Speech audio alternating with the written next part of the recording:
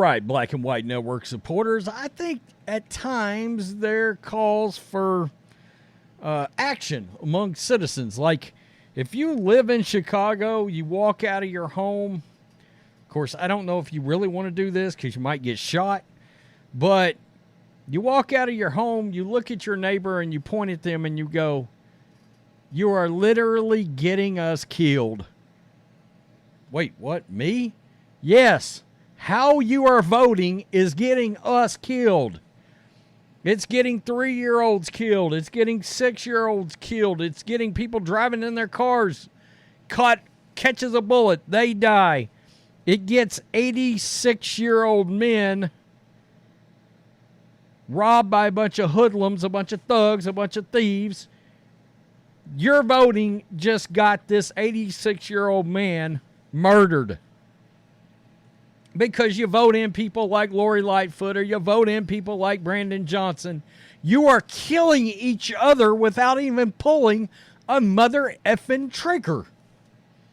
There's no other way to say it. Your voting is literally, you are walking up to your neighbor, putting the chrome to the dome, and blasting. Another one dies. I'm in a voting booth. Oh, there's a D for dumbass. Another one dies. Or a D for dead. I voted for death. I mean, shit. Between the abortions that happen in black communities and the way you're voting, shit, you're just, I guess you're voting for death, genocide. I don't know what's happening up there. It's unimaginable to me. We talk about it, how people continue to vote this way. And once again, guys, you know it's Monday morning, so you know what that means. It's Chicago's weekend holy hell of terror. And guys, last April of 2022, I buried my 91-year-old father. A lot of you know that. And I think about, him having been 86 years old. There's no way imaginable that man could have defended himself against a bunch of thugs or hoodlums that were looking to kill him. And I think about how he was still very sharp in the head, much sharper than Joe Biden, I can tell you that. But he was still very sharp in the head. But physically, he was a shell of himself. He had gotten small. He'd lost a lot of weight. And it makes me think about this man that got murdered.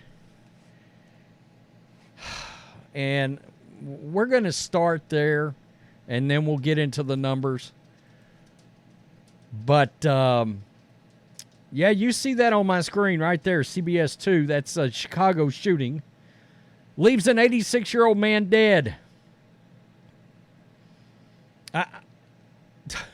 It's crazy.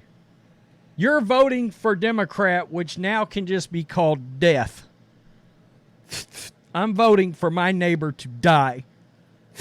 I'm voting for an 86-year-old old man to be murdered. Congratulations, you voted a certain way, you killed him.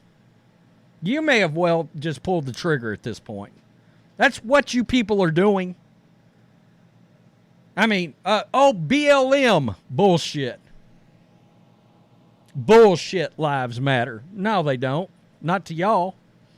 They don't, or this shit wouldn't happen. I mean, they'd be 10,000 angry people, angry law-abiding citizens walking down a neighborhood and be like, you can't shoot us all. Assholes. Nope.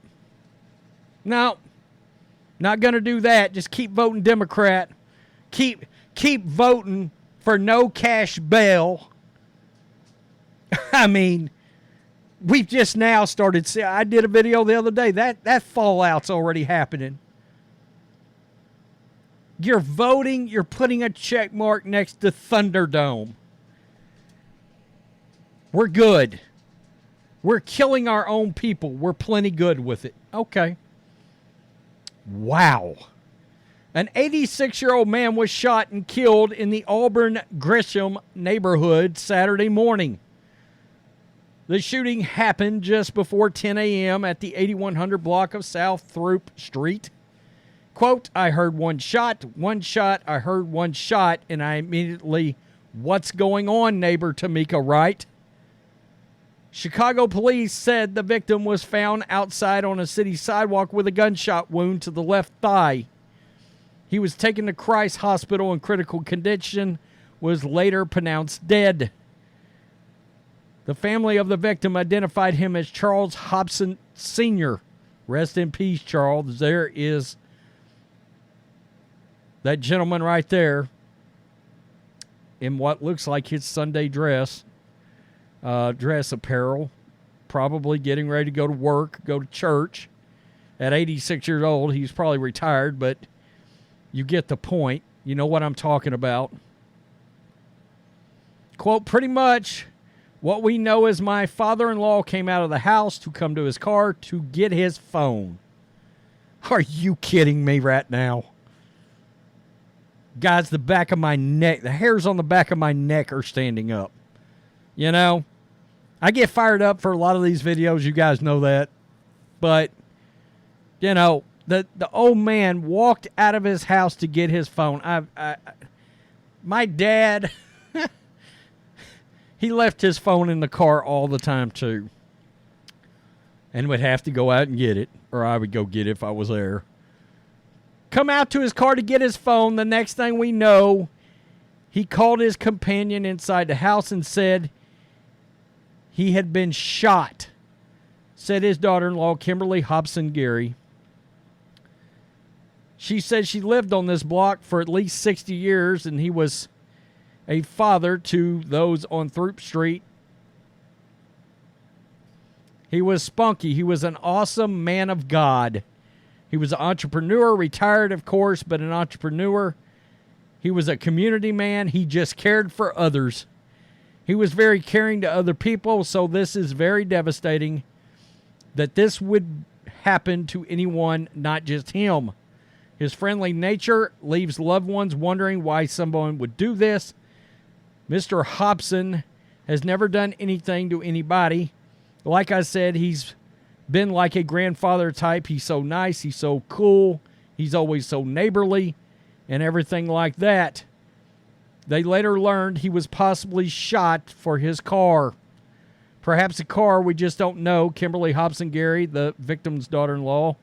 This is senseless. That's what we know. We do know that it was senseless. They did take his car. The car is back. It's torn to pieces. He's no longer here, so we really don't know what the reason is. So they stole his car and then destroyed it after killing him.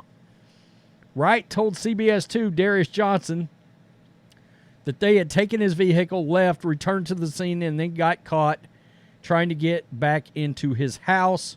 But Chicago police hadn't said if anyone is in custody for hours. They were canvassing the streets, evidence, and surveillance.